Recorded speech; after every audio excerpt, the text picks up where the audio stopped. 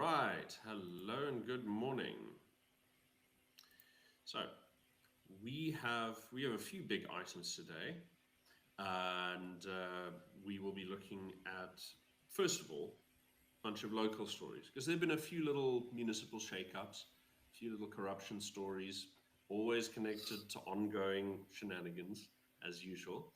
A couple of nice. There's a couple of positive stories as well. But then we're going to get into what I call the gray area, which is when you get news that you're not really sure if it's good or bad in itself, but it often gives you a way to understand how institutions function. So that's our big sort of provincial level story, which is Alan Windy has finally released after 3 years of waiting the police ombudsman report into Western Cape police corruption. So this is a fairly sort of serious topic, but there's an awful lot of nothing going on, which is in a way telling on its own. And then for the national stories, we've got two main ones, I think. So the first one obviously will be the Chinese the growth of Chinese investment in industry and their penetration of South African state apparatus. So now this is kind of important, I would say, but it's also not as new as all that.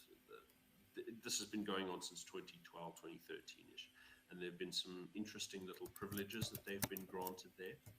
Um, yeah, I think we can just sort of start with some of the local news, and then I'll hook David into chatting about some of the developments in Cape Town, which he's a bit more, tuned into. Um, so, first of all, I wanted to point out we've still got the problem with the George building collapse, killed 37 people a year ago, and they have a problem because the guys who own the company basically just liquidated the company and bolted, so they can't, the municipality can't follow them up. And this is getting people very frustrated because, limited liabilities clauses basically prevent anyone from following this up. But one thing that was entirely missed is the mayor for Wake. He was interviewed by Clacton Media. So Clacton Media is one of the two big media houses that run local papers. The other one is, I think, Nova. So Nova and Clacton, Clacton, Caxton. Sorry, Caxton. Clacton is an area in the UK. It's a parliamentary seat in the UK where Nigel Farage sits. No, it's Caxton Media and Nova Media. So the two of them, they run most of the local papers. But so Caxton has a little news stream that they interviewed right after this building collapse. They interviewed the mayor from Wake, George, and he admitted that basically across the whole municipality they don't have any building inspectors, or rather that building inspectors aren't trained in anything and don't look for any kind of structural problems. So people are just sort of slapping big buildings together.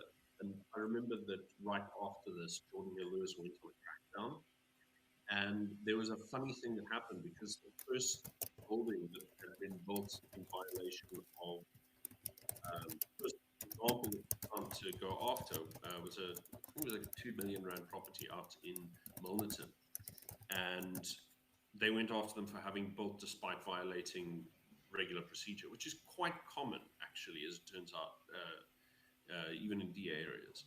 And what what they found is that the building had already actually been connected to water and electricity, which means that the administration in the city had allowed an illegally constructed building to to basically behave as if they had the permit. You have to get actual permission to do this, right? So in trying to crack down, he exposed like the lack of control and awareness that's going on in the administration, right?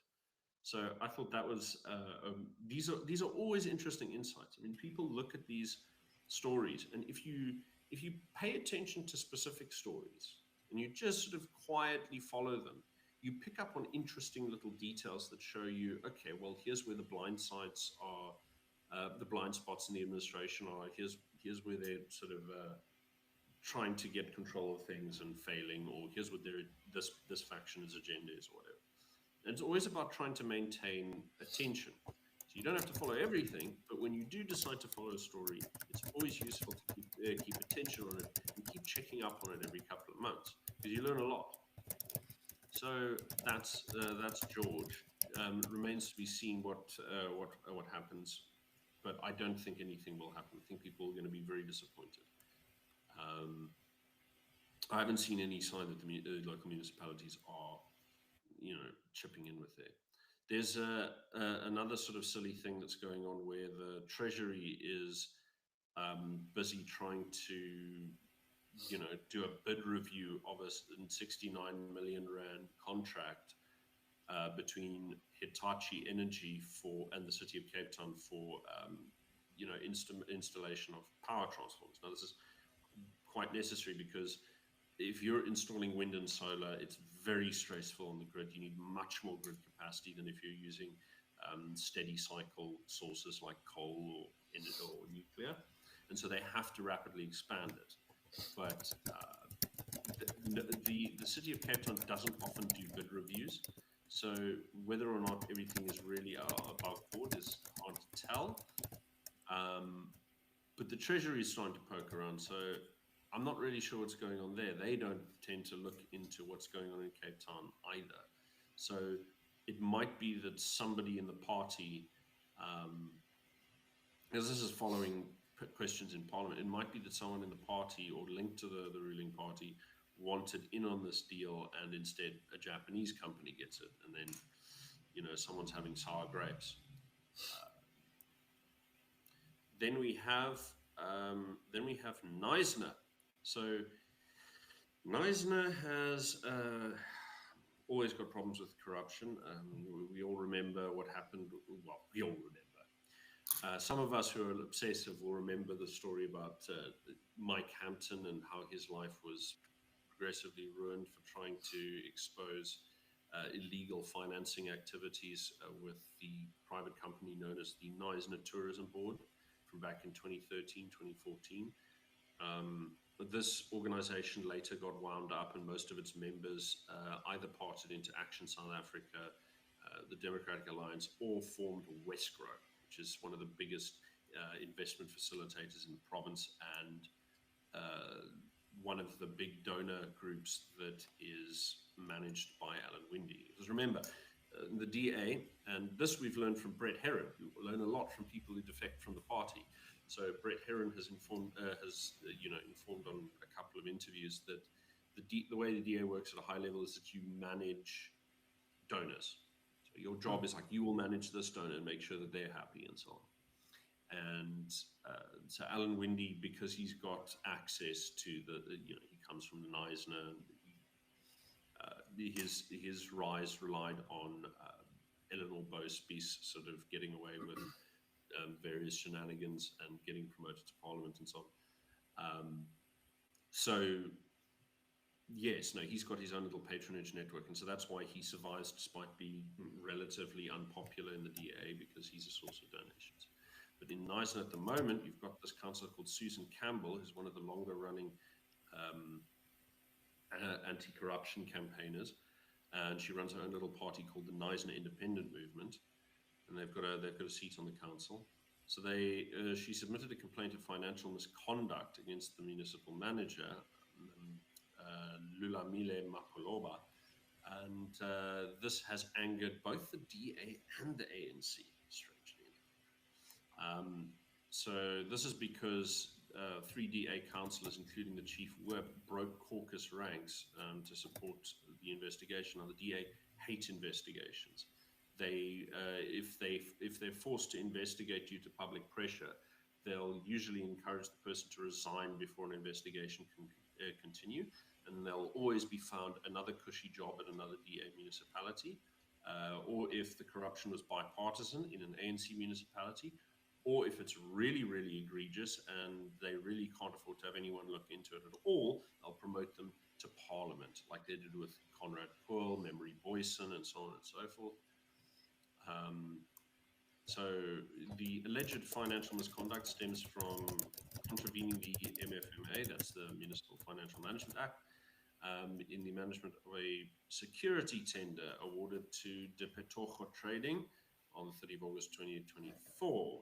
So council had a legal duty to refer the complaint to a disciplinary board for a preliminary investigation. But yeah, so very, very, very strange. When you were talking there about donors and how the DA managed donors, I was thinking that I think most political parties is probably the case. Like, you know, political parties have donors and they have to keep the donors happy. You know, that's quite typical. So, I just want to be perfectly clear. I just want to clarify something. So the guys who broke rank, this is just to remind people, this is actually ANC-run municipality, and the three councillors who broke rank from the DA were ones who sided with the ANC in trying to block an investigation. Just to be clear. Yeah. Good. No, sure. No, that's good details. But I often think about donors, you know, because we obviously want to. We obviously want a better future for Southern Africa. We don't want us to go in the wrong direction, and so having these kinds of donors or pressure groups that move parties in the right directions, I think, is important. Do you have any thoughts around, you know, specifically it's a fact of life. It's a fact of life. That's my perspective, is that you're always going to, democratic politics is always going to be susceptible to corruption. In fact, it's pretty much how democracy works. Democracy is an inherently corrupting and corrupted system, because voters will support things that are basically, you know, you are calling for the state to use its coercive powers to take money from other people and give it to you and things that you like. That's what democracy is about. And the part of the way that is shaped is it's always shaped by a tiny group of people who write the actual policies. And in order to get into power, they need monetary support so that they can boost their voices and, you know, shape public opinion. So they also need this money in order to secure loyalty from people who are going to be running on their ticket. So, for example, the DA, because they've got deep pockets, they can do things like, oh, you want to step down from your position in the ANC or whoever, then we're going to pay you a little salary while you wait for the by-election to select you, right? So they can do that, whereas smaller parties can't. And in order to keep this up, they nurture very close relationships with their donors. I mean, you know, they say nice things about their donors in public. They make sure that they get a voice in. They often overlook corruption in local municipalities. Like, even if it's reported to higher ups in the party, they will say, "Oh yeah, but that's one of our donors, so we're not going to touch that." So that's sure. fairly. So then, I mean, it's fairly typical, but then we want, obviously, in our movement, we want to move people and to move parties in the right direction, away from us going off the end of a cliff. It's very hard. It's very hard. You're going to have the problem with popular politics, especially politics that's sort of leaning towards middle class interests. Yes. Especially in a country where the middle class is so thin. You're going to run into obstacles here, and you're going to need buy-in from the very rich, and you're going to have to give them enormous and obvious benefits. The problem with things that are enormous and obvious benefits is that it always requires massive change, and change is always risky, and people always think that they're going to get rug pulled, or they think that it's going to backfire, and so anything that looks like big change, people are hesitant to back it because it often looks too good to be true, and you can't trust politicians. So the real question is, can you become a pressure group that can punch above your weight? Everybody wants to talk about, oh, we're never going to get the majority to do X, Y, and Z. Well, this is the benefit of things like referendums. So it's very difficult to get everybody behind a single platform, because any particular platform, whether it's the DA or the referendum party or the ANC, doesn't matter how big or small it is, any platform comes with baggage. So, for example, let's say you really, really love the DA's policy on, renewable energy. Okay, they're really big into renewable energy and all of this kind of stuff. You really love that. But it's going to come with, I don't know, a whole bunch of other things, like whether true or not, they have a reputation The for sort of being pro-white rather than pro-black, which I'm not sure is really true. Let's say you don't like the UN Social Development Goals. Let's say yeah, you don't like their position on LGBTQ policies. So it doesn't matter what you do or don't like, but platforms always come with complicated stuff. yeah, So a question like, do you want the Western Cape to secede?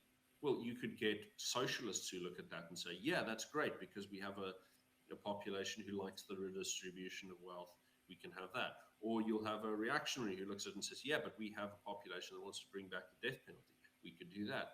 We have a population that doesn't like mass immigration. We could stop mass migration. It's like there's a whole bunch of different things that come with it. And a single policy on its own can garner more support than a whole package of policies where you have to bring a lot of yes, stuff with it.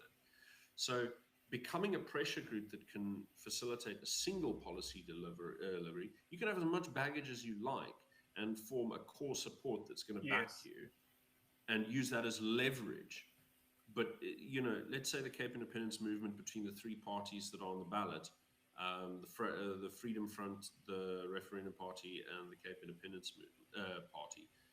Let's say between the three of them, best case outcome, let's say we get a really radical shift in the next 4 next year, years, and they get 5 to 10% of the vote, right? That's going to push the DA into coalition with somebody, and they're going to have to pick some political party to go into coalition with, and whoever they pick is going to have an earth-shattering result. So they can either say, well, look, we want to preserve the current establishment, we like the ANC.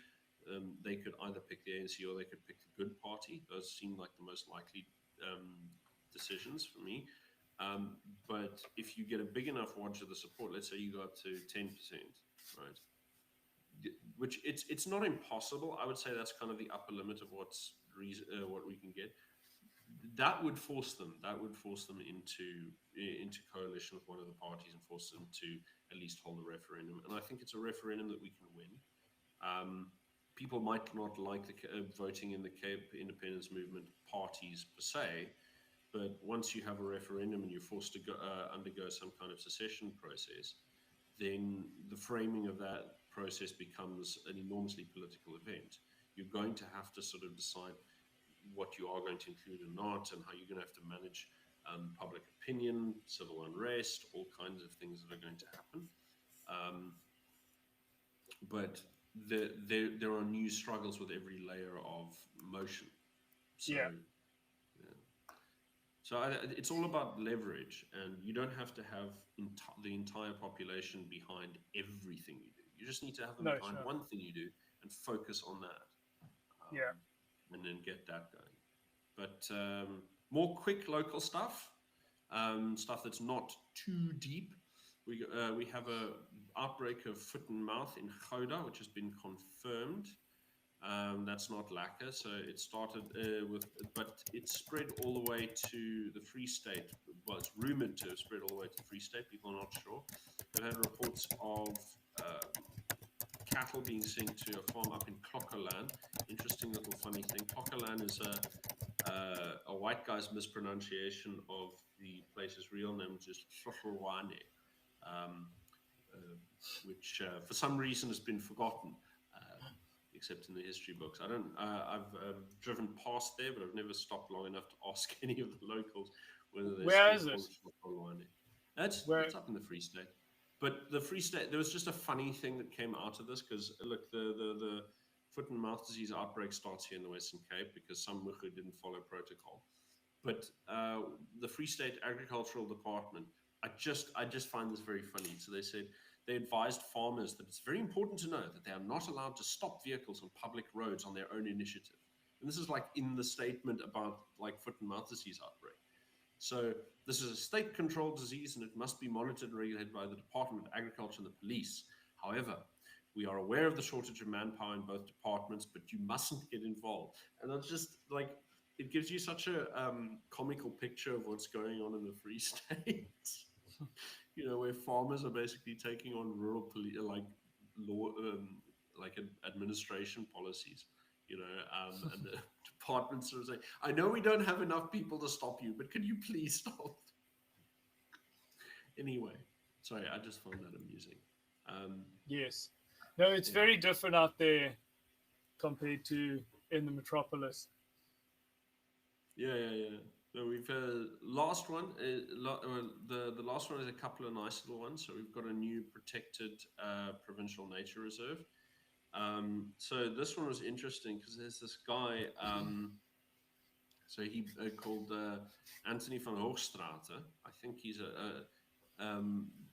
he bought this property like 17 years ago, and it was called Diepgat, which is not very attractive. So he renamed it as Mount David.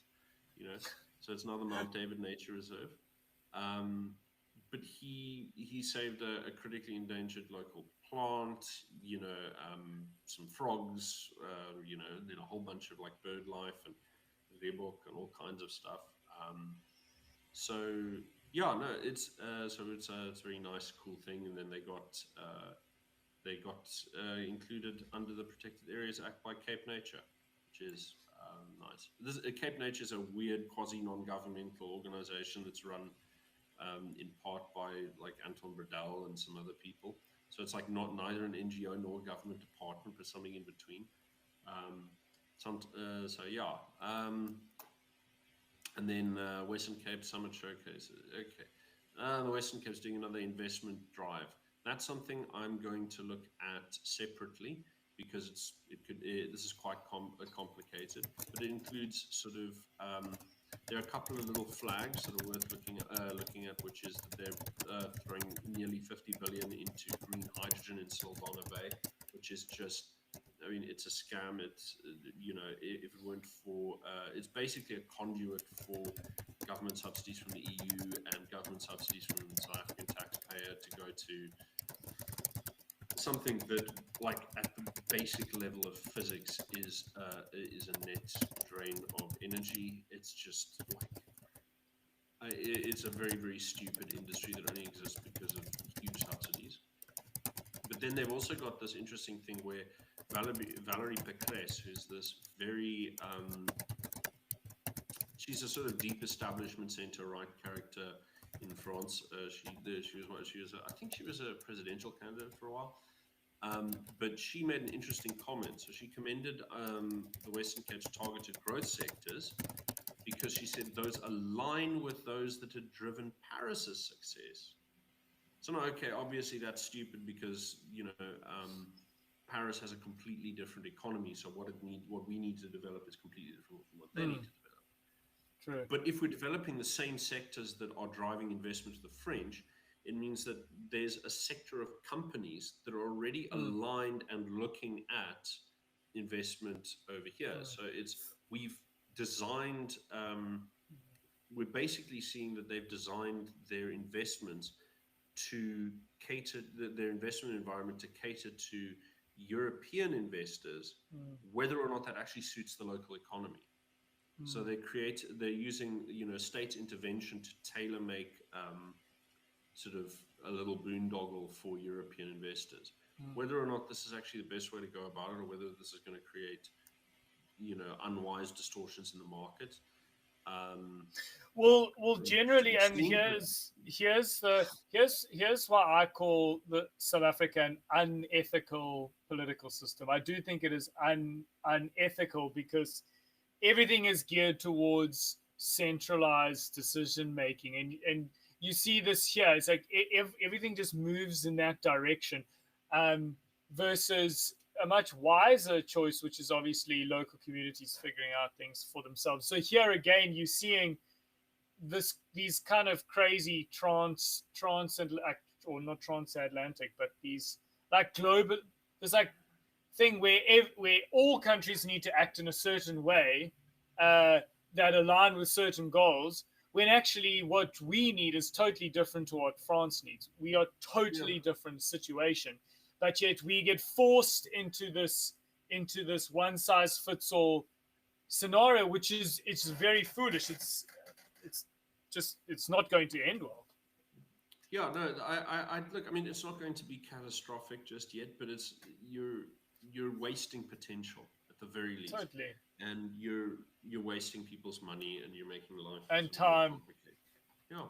So no, but it's very nice if you're over there because you get sort of wined and dined and so on. Speaking of wining and dining, by the way, prior to the decision to let Dion George go, there was this big Yes, that lavish was sort of interesting. trip.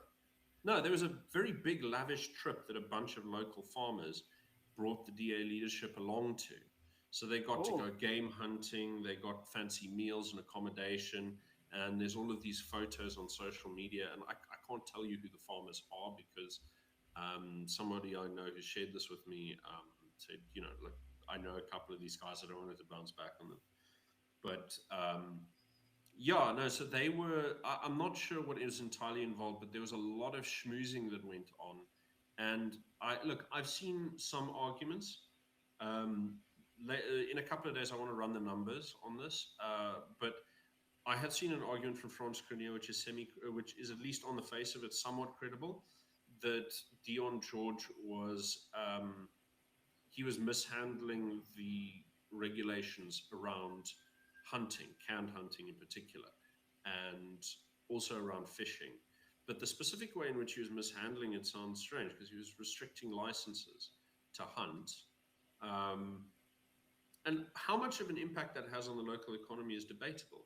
Um, I think I think the thing is, this is one of those like empirical questions where you have to just sort of ask the question: is it true? And it's worth taking. I always think it's worth taking Franz Crenier's words on at face value if you're not willing to, if you don't have the time to dig into them. But things always get very complicated, and if you want to watch where patronage is going, you do have to dig into these things. So I might have a little poke around that later this week. It might not yield anything dramatic, but it's worth having a look at. But now, provincial level news, there are two big stories, which is the ANC is trying desperately to scrape together some coalition in the party that can run the Cape branch, which has been on terminal decline. And the ANC, the DA has had the most fantastic like Zen strategy for like coping with the DA's demographic sort of potential in the province, where basically they said, okay, well, we're not going to campaign in like the big black areas anymore because every time we go out there waving blue, they come out waving yellow and red, and so we get ANC and EFF votes go up. So they're just like abandoning these areas and cultivating voter apathy, and it's worked really well. So those areas vote less and less and less, and the ANC is struggling to for keep now, its branches for together. now, Yeah, for no, now that I is think that no, I think that's true. But I think if anyone's going to win that demographic, it's not going to be the ANC or the EFF. It's going to be something new that starts here, right? And I would suspect that actually the party that's got the most potential in the long term, I know this is going to sound very crazy, but I think it's the PAC because the PAC has credentials. They come from the Cape. They're a Black nationalist party, right? They have roots here. Their big roots were here in Paarl, and they were put to bed here in Mbekweni, where they had, I think it was 6,000 of their members were rounded up by the police in 1960, 61, right? Um, and they were put away. So I think, look, it's it's a it's one of those things where they're a nothing party now because for many years they had two people claiming to be the leaders of the party, and it took them ages to settle it. They're now settled. They're part of the ruling coalition. They're running the land reform department. Um, it. I think what's but UCT, for example, for a couple of years, PASMA, that's their student branch, was actually the dominant branch, whereas everywhere else it was EFF, flavor of the month. UCT, where the radicalism started, it was the PAC that led. And I have a sense that because they also have a fairly strong position in Langa, strangely enough, that they could, if they lean into their sort of authenticity, they could make gains in the next 5 to 10 years here in the Western Cape. But it requires them to find some energy. Because so there's like latent voting energy in the system. I mean, think about all the areas that don't vote. There's just millions and not millions. I mean, look, for hundreds of thousands. Yeah, I mean, because for me, there's a historical parallel I have in mind. So in the Cape, about 150 years ago, in the 1870s, we had a situation where Afrikaners basically didn't vote. It was very hard to get to voting stations. Local government basically controlled nothing except the local school boards, and most people didn't go to school. You could authorize roads and pick school boards. That's it. So nobody bothered with government. Everyone was involved in, farming cooperatives. That was the important bit. What changed this was two things. So for the politically conscious, there was the growing awareness that British imperial strategy was about expanding into the interior and capturing the Boer republics, right? So this became something they were aware of from the late 1860s. But they couldn't get local foothold on it. Afrikaners didn't care. It's mostly just English colonists selecting the MPs, the MPLs and the MPAs. So remember, I mean, how in South Africa we've got the Assembly, the Council of Provinces, and the National Assembly. So this is named after the Houses of Parliament from the old Cape Parliament. So it's got it was just called the National Council and the National Assembly. So you got members. Assembly members and council members. So just an interesting footnote there. But what happened is in the 1870s, the Cape administration put this big duty on brandy, and this pissed off the farmers because wine farmers, they're making it. So Onze Jan Hofmeyr, who's my great uncle, he put together a group called the Afrikaner Bond by merging with a local preachers sort of initiative, and the Afrikaner Bond became the first Afrikaner political party, and they tried to push on the basis of the brandy tax and language rights and things like this. So I mean, it moved too slowly, and then he got annoyed. He had a big falling out with Paul Kruger, so there was never a sort of pan-Afrikaner movement that could have prevented the Anglo-Boer War or taken advantage of it in any way. It didn't sort of work out properly in the end, but there was a complete switch in the voting as a result of this. Because the Afrikaners finally decided, now it's political, now we're going to get involved, because our farming communities are impacted. So what could easily happen is that once there is serious change in the Western Cape, black political population is going to say, well, we want to get behind someone who's going to do radical change and stop X, Y, Z. And the EFF have shown themselves to be impotent. The ANC have shown themselves to be impotent. People might want to return to tradition or within the revolutionary movement. I imagine that there would either be a new political party behind a new candidate doing something new, or a return to the PAC should that political awakening ever happen. I don't see it going to the Charterists. I think the Charterist movement, while it has enough momentum to dominate the political system for the next generation at the national level, they're on their way out in the Cape for sure. And the black population in the Cape is more radical in their racial preferences than elsewhere in the country. For example, the national average rate of black votes for the DA is 4%, and it goes up to it can touch double digits in Gauteng in some places, but here in the Cape it's down close to 1%. So that's that's like the spoiled ballot territory. And so then comes the question is, obviously, how does a movement prevent or not prevent, how does a movement build some kind of ability to be a bulwark against the revolutionaries. Like, what do we need to do now Well, no, you in need the to take power unlikely? faster than they can, and you need to take away their toys. So you've got to reverse. You've got to do slum clearances. You've got to do, remigration. You've got to do, and then the people who the sectors of the black population who are legacy residents of the Cape. People who've been here for like a generation or two or three or whatever, because the black population in the Cape goes back to 1817. You know, so they've been here for a while, and so there's a big portion of that population that has a sort of, a right to remain based on their legacy status, and those people will have to be accommodated and shown that there is a place for them in the community that is a sweeter position, a more comfy position than they will find in South Africa.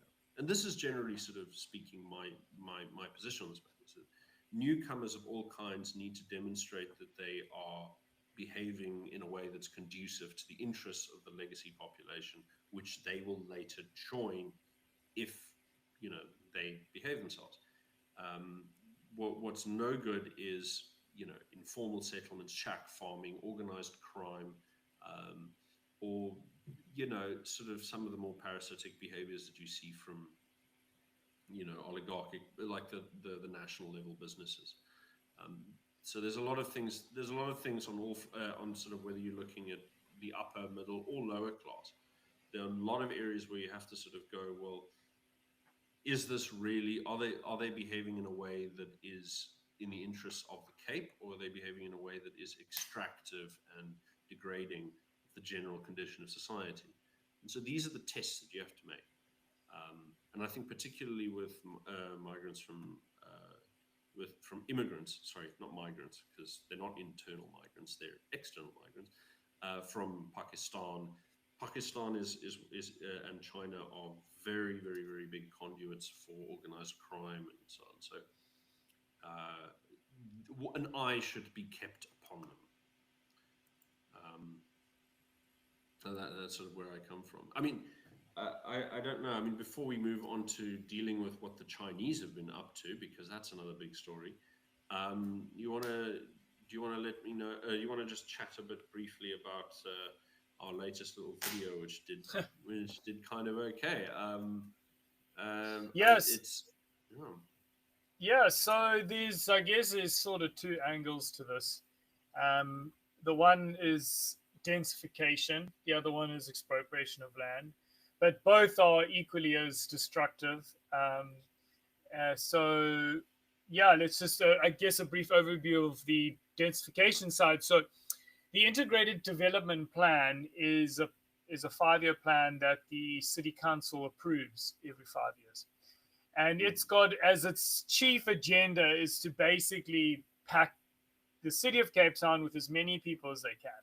I mean, I'm obviously using my own words, but if you go to read it, they talk about increased development. So it's very clearly there. Now, this document is approved by the DA-led city council. It's important to note it's DA-led because, well, it is DA-led. 58% of the city council are DA councillors. And so therefore it is a political body. Yes, the structures are different. The City of Cape Town structure is different to the political party structures, but the city council is still a political body because it's filled with politicians. So this IDP informs the spatial development framework, and the spatial development framework, in particular the local spatial development framework, is the one that is being used to basically pack Cape Town filled with people. There's stuff going on in Bloberg. There's stuff going now in Greenpoint Park. They've now designated a whole section to pack loads of houses into, as a Greenpoint Park, Sea Point, somewhere around there. There's plans. Well, apparently Pinelands, I haven't seen them. I have seen the plans for Bloberg, Big Bay, and the Sea Point. Obviously, the Deep South where I am, that's just going. So it's all over the whole city. Comrade Hill Lewis is on this unholy crusade, as I call it, to basically shove as many people in as they can. The one in Bloberg is quite interesting because they want to pack a whole bunch of people into a nuclear fallout zone. Yes, that one was hairy. I remember reading that because like last week I was like hoping, okay, this is a David story. David knows what's going on.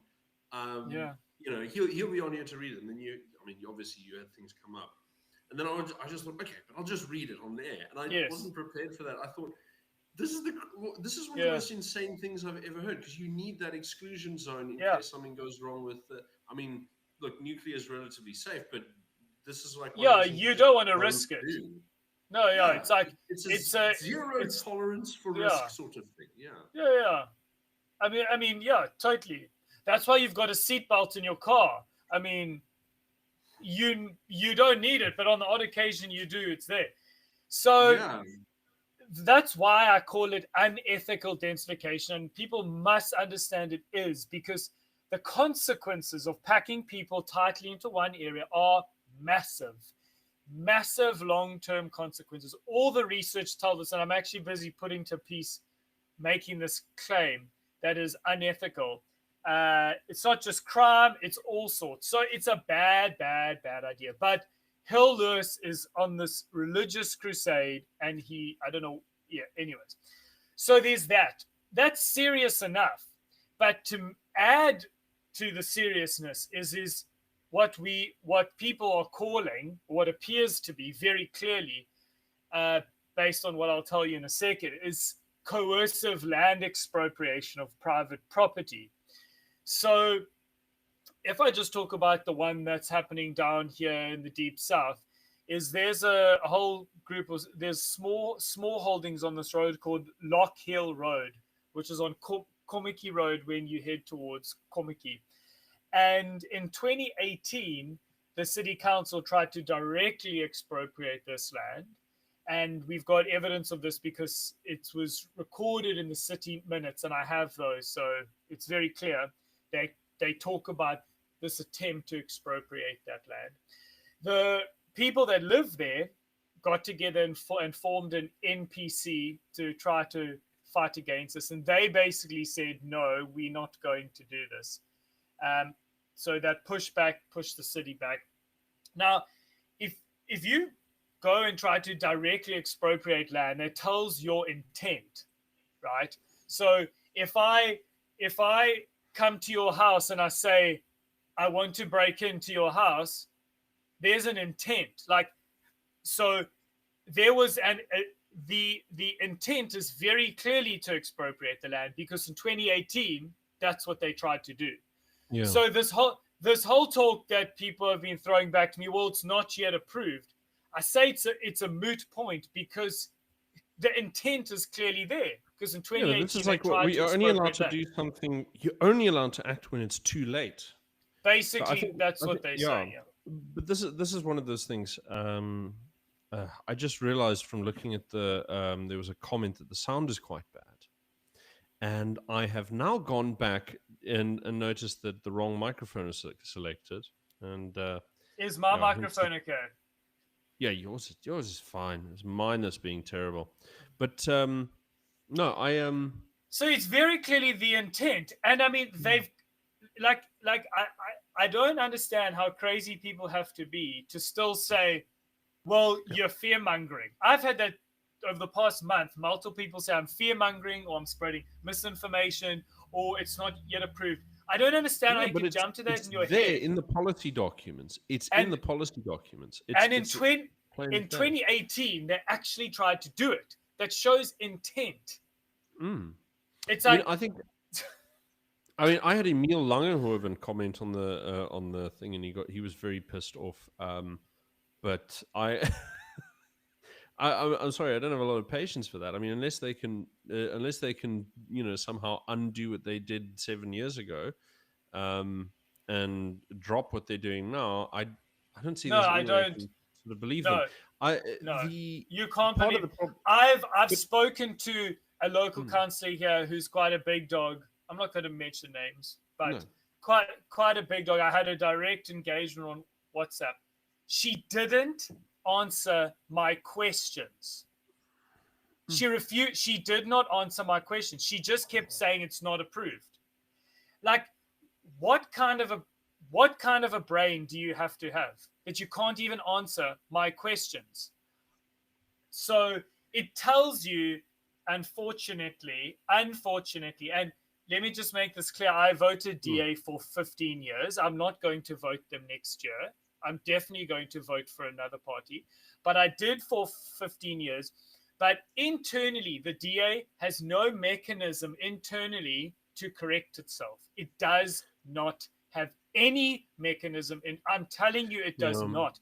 And because I've engaged with them, they don't listen. I don't think, I mean, maybe some care. I'm not going to. I mean, look, they've got the mechanism. The mechanism. They are not changing. They cannot.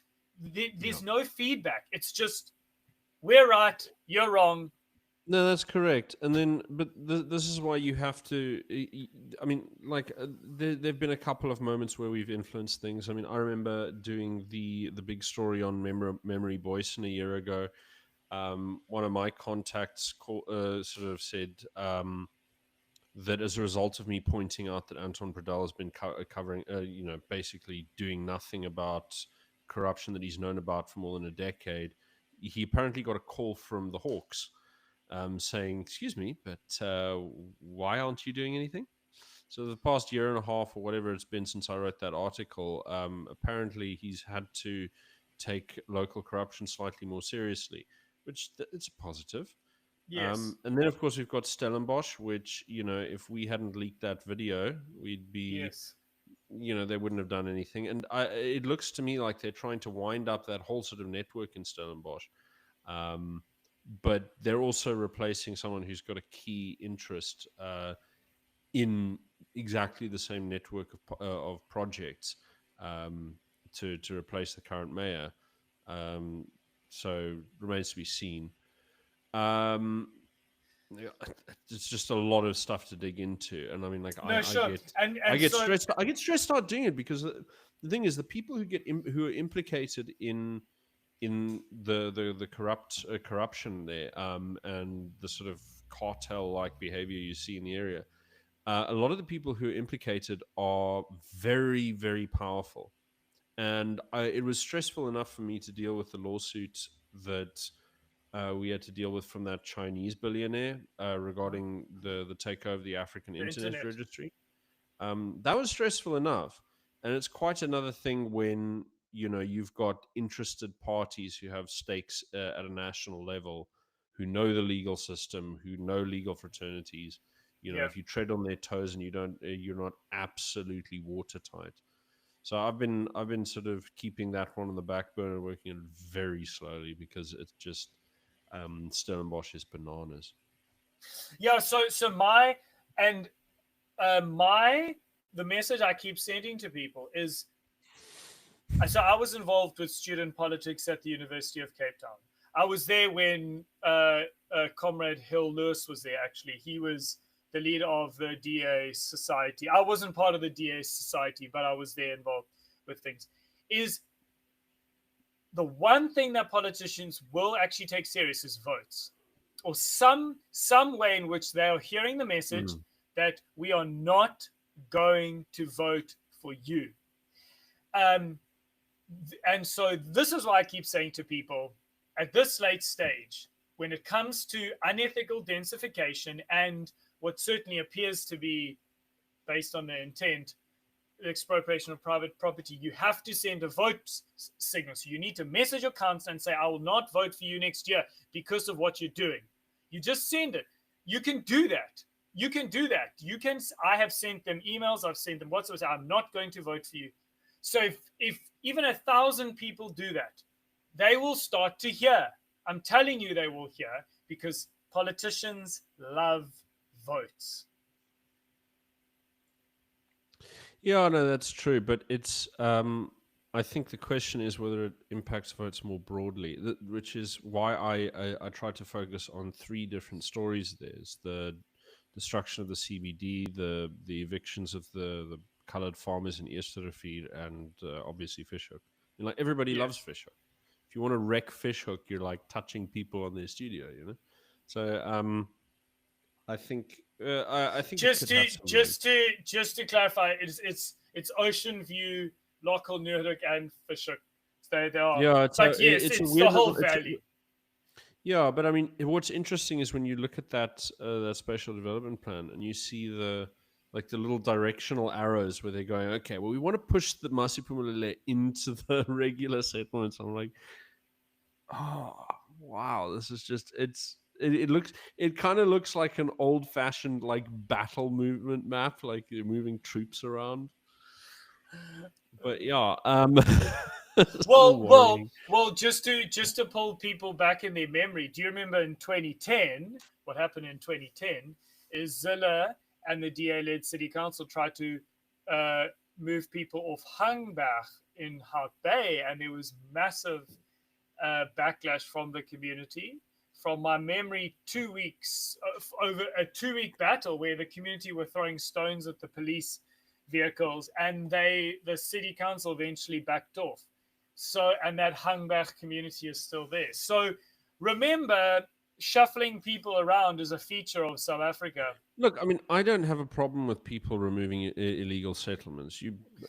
If they're unemployed, Hangbach is quite different, though. It's a bit of a different story there. Oh yeah, what was the origin of that settlement? Well, no, I mean they've been there for generations. It's not. It's like, you know, they. So, oh yeah. It's a bit of that one's older, so it's not. It wasn't. Yeah, a it's like settlement. So it's not like I just move onto some land and then a week later you try to take me off. Yeah, it's quite different. I mean, look, yes, if someone moves onto land, you get them off straight away, 100%.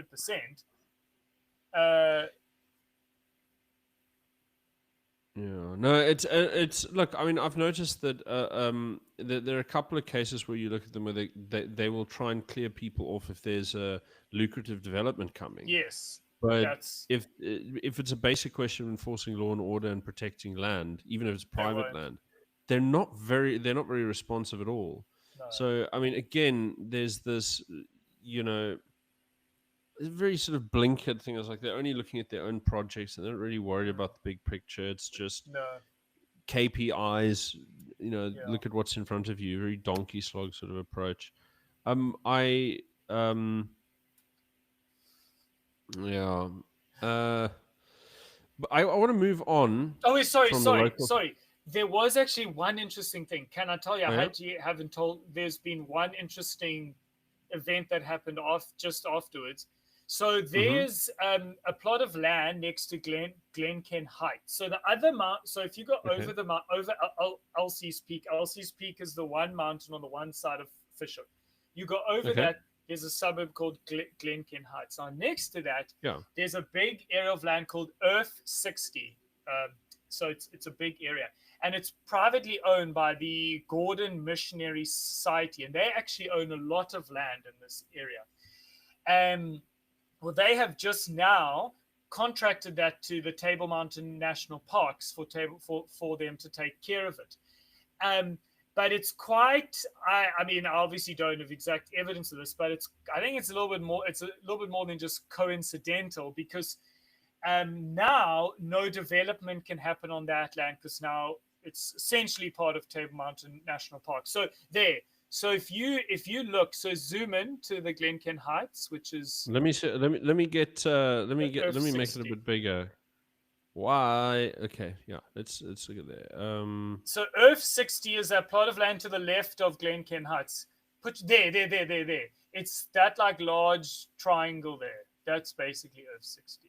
It's like a massive spot there. It's like a big triangle there, if you can see that. Okay.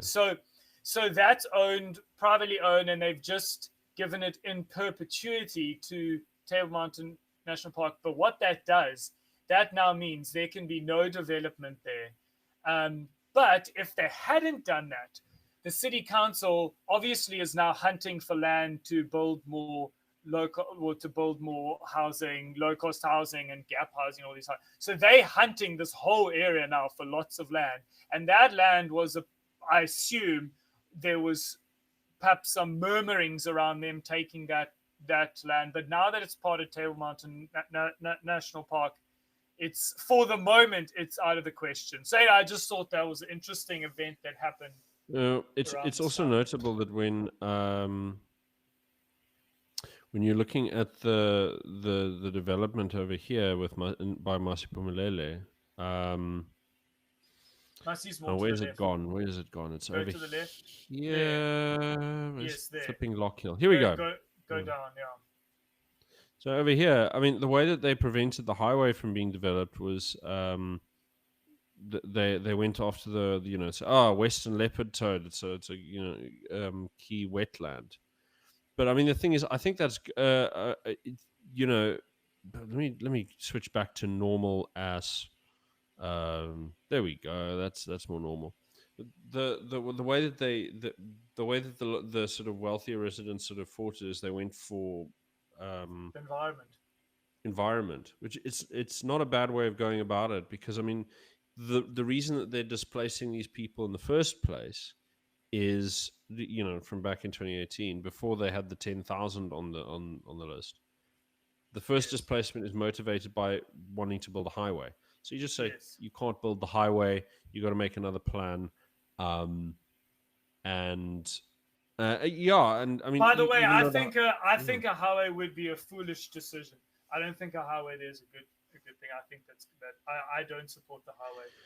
Yeah, I mean, again, it's down to rail. I mean, look, at least rail's starting to recover a little bit. I think rail's much better, broadly speaking, and I just don't know why. I don't know why they're so reluctant to take the powers that were offered by the People's Bill. I mean, look, they're in coalition government now, so there's nothing stopping them from supporting a bill like the People's Bill, which would allow them to grab back powers from the national government. It would work out quite well for them. They could start just building rail, light rail and heavy rail across the Western Cape, and you'd have far less problems. You could just kick all of the. You could start imposing much stricter boundaries on road freight, kick all of that stuff off the road. It'd work out really well. So, I mean, I don't know what the problem is. It's just commitment to money. Like I was talking to someone and she was like, just follow the money. I mean, but like, it doesn't make sense to me. I mean, let's say you're a big shot businessman. Where do you want actually your money to be? Do you want it to be in South Africa, where you're at the mercy of whatever Rothschild Capital's interest is, or whatever the ANC's interest is? You've got like big nasty forces that you can't really control, wrestling with each other, and unless you're in that little club, you're in trouble. And even if you're in that club, where do you want your capital to be? You stick it in the Western Cape, it's fine. Nothing bad's going to happen to it. Well, for now. Well, I mean, for now. I don't know. Let's say you secede. I mean, what I'm saying is, hypothetically, you're seceding as the Western Cape. You're a big, wealthy guy. Where do you want your money to be? You want it to be here. Sure. Right? Like, no, if we've got control of, like, literally, move all of your headquarters down to the Cape. Do have your operations easy to lift and wind up in South Africa if the government does silly stuff. You can just pull your capital out. I mean, I just don't get it. It's like, this it's a way to ring fence operations and insure yourself against collapse. It's like the Seychelles is another way that people do this. Why not have a second one that's even more stable and prosperous? But I don't know. I mean, that's I'm not a mind reader. Yeah, sure, but at any rate, I think that pretty much takes care of the local end of stuff. I've talked enough about the ANC and their internal shenanigans. It's just they're losing members to the DA. They're in absolute shambles right now. Which, I mean, like, I'm enjoying it, but I don't want to get too optimistic just yet. But I mean, we've had conversations recently for a while that you've been talking to people at the Simonstown base. You mentioned to me a couple of things. You said, I mean, it's still at the rumor stage. We haven't yet been able to confirm too Well, much. from they all are reliable sources, but obviously that's allegations. Yeah, we need to get the AF numbers I if we're can't going to mention. confirm. Unfortunately I can't mention names. No, of course not. No, but if we can get the what we need to look at is seeing if we can get the AF numbers and see what's been happening. Because basically, what you say, the rumor that you conveyed to me is that the Chinese and the Russians are buying up land around Simontown Naval Base. Well, I know the Russians are trying to buy Okay. some. Well, I'd be surprised if the Chinese weren't as well, because you know how they operate, right? So they There's like having these very secluded bubbles where they don't interact with South African society. And for more than 10 years now, they've also had an agreement with the police where they get special South African police who are trained by the Chinese police, um, taught to speak Mandarin and give priority to Chinese victims of crime. So they've got these. They've got it in. I think it's about like not even a dozen. It's not a huge number of police stations, but it's a few police stations across the country where they have dedicated like Chinese sort of people for serving the Chinese residents. This is a deal that went down under Zuma years ago, right?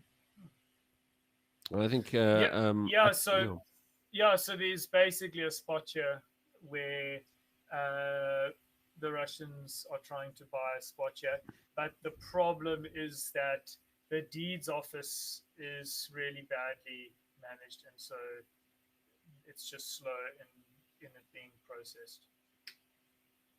Oh, okay. Well, then, well, we'll keep an eye on it and see what But happens.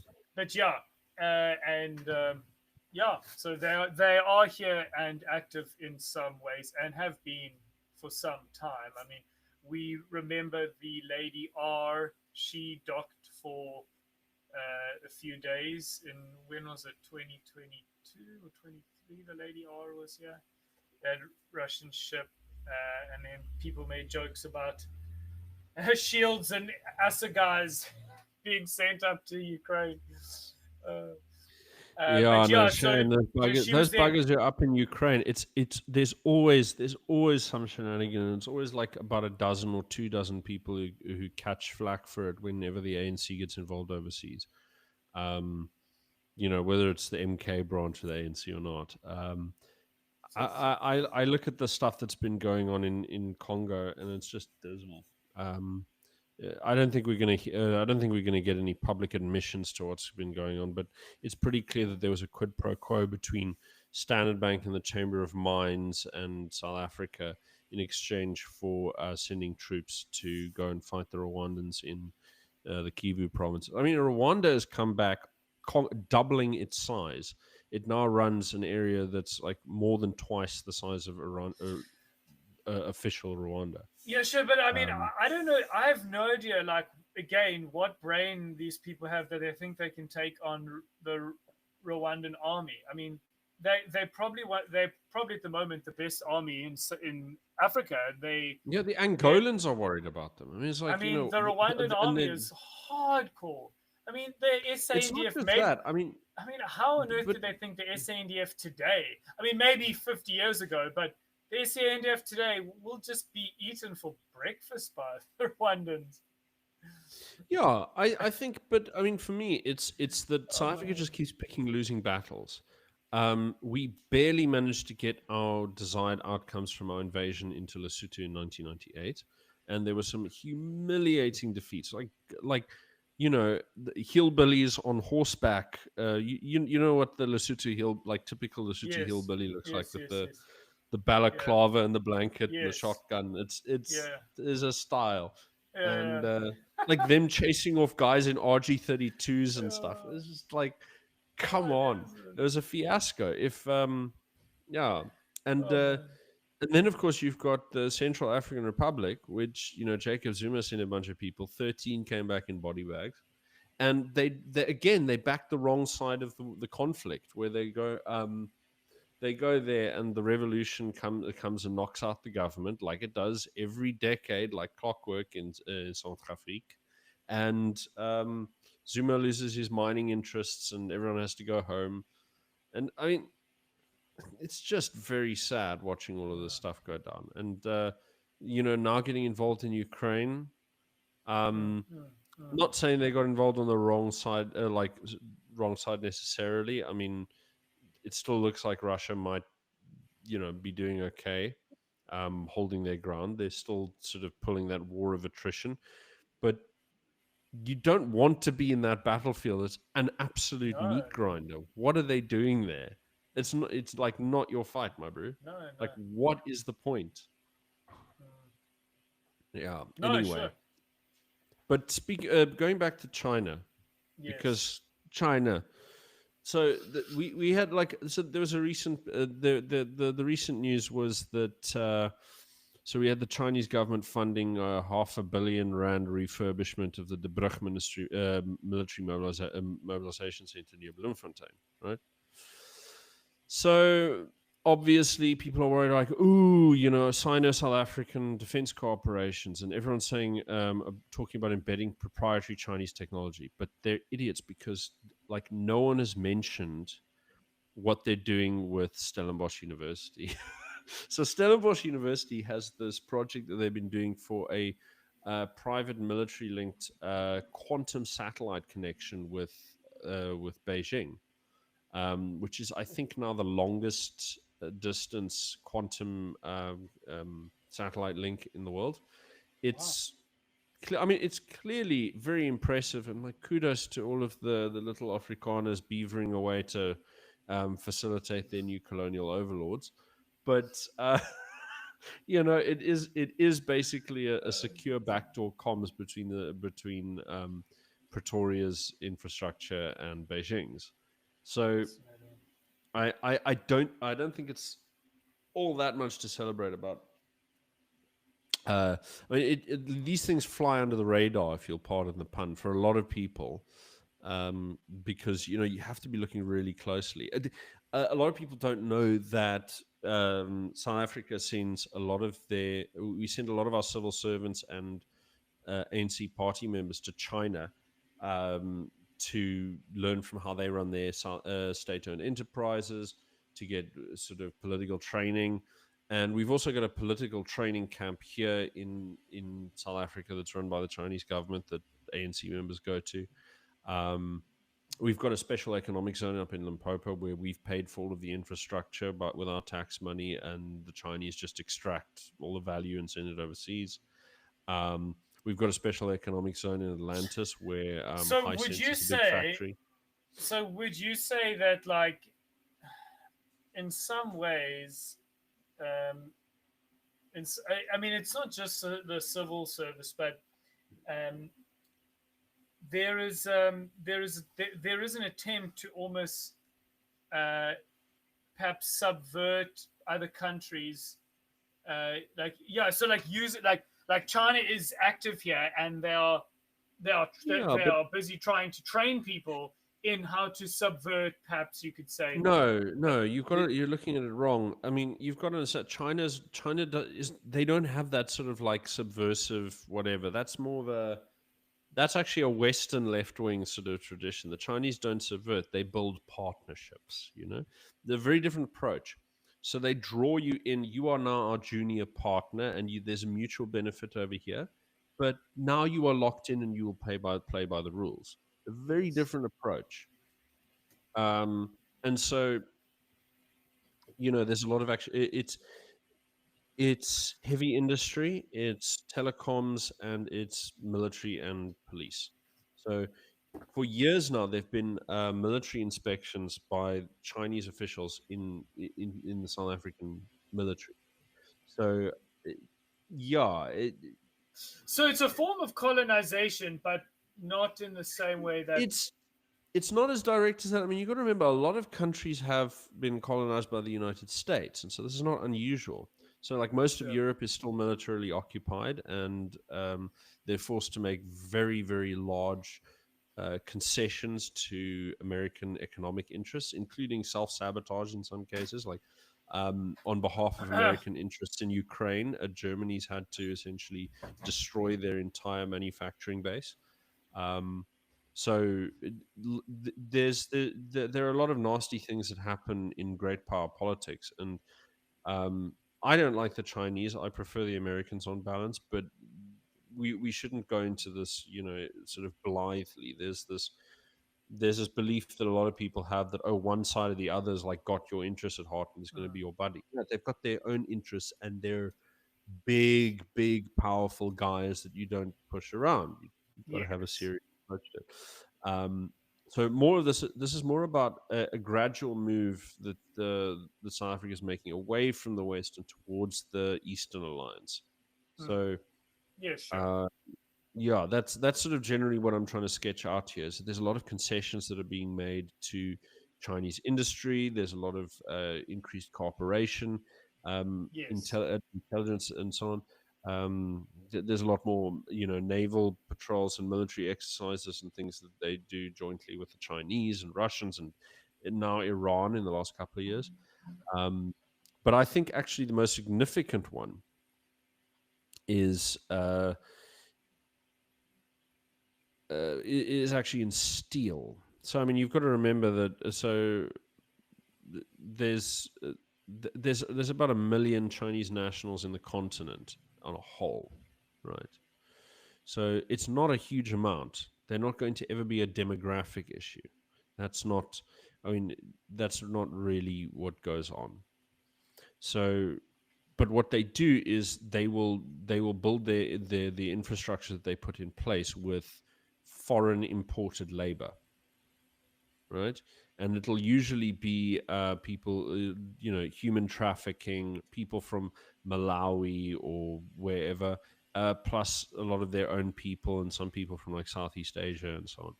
So what's interesting is if you've been watching the collapse of ArcelorMittal's Newcastle mill, there's all of this weird options that have been floated, and it's still kind of up in the air what's going on. So ArcelorMittal used to be ISCOR, that was the national steel mill, and it was privatized 20 years ago or so, and now the business environment is so bad that they need to get out because they can't balance the books anymore. So the ANC Yes. bail out their payroll. They say, oh well, maybe we're going to nationalize it by moving shares over to the IDC. Whatever we're going to do. But at the same time, the Chinese have jumped on this and built a sort of lightning quick steel mill. Now, they struck a deal in September for steel production, and there's already a small plant that makes like iron rebar out in Atlantis, which it's not a huge deal on its own, but the Chongfeng steel mill in Nigel is a 2.5 billion rand investment, and this is I've tried to look at like what precisely um, the steel mill actually is, but the news reports don't tell you what kind of oh yeah, here we go. Yeah, okay, it's long steel. Here we go. Yeah, so it's long steel production, so it does compete directly with ArcelorMittal. So they're replacing that production. Now it's interesting because then the jobs move away from the Eastern Cape up to Joburg, but China is basically getting control of our the core infrastructure that allows you to have any kind of industrial economy. Yeah. Steel is very crucial. Very important stuff. You have to have this. Now on the it's I actually I'm in favor if you're a country that doesn't have a good base. The demonstrated successful model, and this has been shown by Stalin's Russia, Meiji era Japan. Actually, Meiji era Japan is the first example of this. And then you've got, I mean, Stalin copied them, the Chinese copied them, South Korea copied them, Taiwan, Singapore, even the United States during the 19th century did something similar, where you get specialists from a developed country and investors from a developed country to build you all of the factories and equipment that you need locally. And then you nationalize it later, whether you do it by having the government nationalize it or whether you have local sort of native investment sort of make it nationally owned. You start off with these are called turnkey operations. So turnkey industrialization. You get the foreigners to build the infrastructure, you have them train their replacements, and then you have locals running it. Whether they're public or private owned, that's a separate question. But this is what's necessary. I mean, Magnitogorsk was built by General Electric. Um, a lot of the big sort of railway and steel infrastructure in the US was built with British and German partners. In fact, Friedrich List himself came and helped design America's industrial policy in the 19th century. So this is not in itself a bad move. What is concerning is that I don't think that South Africa has any kind of long-term plan for how to deal with this. I don't think they have. I don't think the ANC is thinking about this in terms of, okay, well, when are we going to control it ourselves? It's not going to look like that. It's just going to be the way that we've dealt with the Chinese so far, which is, how much can we give you? What would you like? Can we give you more? So the Chinese, they engage in a huge amount of fraud. Trade misinvoicing is a very big one. We lose a lot of revenue to them that way. And speaking of trade misinvoicing, a big part has been Shine and Temu, who have dodged taxes really, really, really, really, really badly. And we closed that loophole recently, but it created like this other knock-on effect, which is that it increased trucking pressure from from the port in Durban, increased trucking traffic because people are now bulk transporting again. But because what they were doing is they were breaking down orders into these like micro orders so that they fell below a certain tax threshold. I mean, incredible amount of micromanagement, impressive in a way. But now we're getting Alibaba coming in. So now we're going to have 3 major Chinese giants. Now, Alibaba is actually not bad to have in because they're a good source of wholesale products. So retail, you can always go to Amazon, you can go to Takealot, you can go to Loot. I'm not a big fan of Amazon. I think their loss-leading strategies are extremely pernicious, but there's not much we can do about them. They're here now. The same goes for Walmart. Nasty, nasty company. No one should ever have them in their country. But again, they're here now. So now we're having China coming in with Alibaba, and Alibaba does a lot of wholesale stuff, and you can get lots of equipment, bulk equipment, or sort of startup equipment for small businesses and things like that for small scale manufacturing through them. So there's a lot of benefit to this, but again, it's also Chinese, and Chinese goods are notoriously questionable. Increasingly they're producing a lot of stuff that's good enough for purpose, but it still remains a problem where Chinese suppliers are not the most reliable in terms of product quality, even if they're cost efficient. So people might get surprises from ordering sort of equipment that they rely on for their business through Alibaba. Can I tell you something interesting about the reliability aspect? Do you remember Steenhuisen signed this trade agreement for the export of stone fruit to China? Yes. So my kind of spiritual father, you could call him, he is a citrus farmer, and he's been for 40 years, and he's involved with a very big production here. And so he knows all the goings on. He obviously knows about this. I actually spoke to him about it, and he said this. He said to me this. He said, it was interesting. He said that the way that the Chinese deal with this is that they will do it now, but they will lose interest a year or 2 years down the line, and they'll move somewhere else, or they'll be very fickle. And this is speaking from someone who's been exporting stone fruit to Saudi Arabia, to Europe, to Asia for 40 years. So he knows what he's talking about. And he says that the whole thing he thinks is a bit of a dud because the Chinese are very fickle and they'll move. And there's a lot. He says he doesn't like to trade with them. He says that the Saudis and the Arabs are a little bit better. They're a little bit more consistent, and you can build a better trading partner with them. Europe, he says, is even better. There is a reliability with them, but he says that in his experience, which is vast, and he exports millions and millions of rands worth, he says that they're unreliable partner, which I thought is kind of adds into this whole conversation. No, I mean this is widely remarked upon that the Chinese and Indians are very unreliable business partners, and people deal with them because there's a, you know, goods are cheap, services are cheap, um, but The long, you get it's what you not like pay a for. long term. Yeah, it's not a long term trading partner. No, I mean, look, I'll give this to the Chinese that they've improved a lot since over time, and I think the idea that they are just as bad as they were in terms of production quality now as they were like 15 years ago would be ludicrous. Only an idiot would No, claim sure. that. They've gotten far better. But in terms of the Business trustworthiness of them as practices. business partners, Yeah. different story.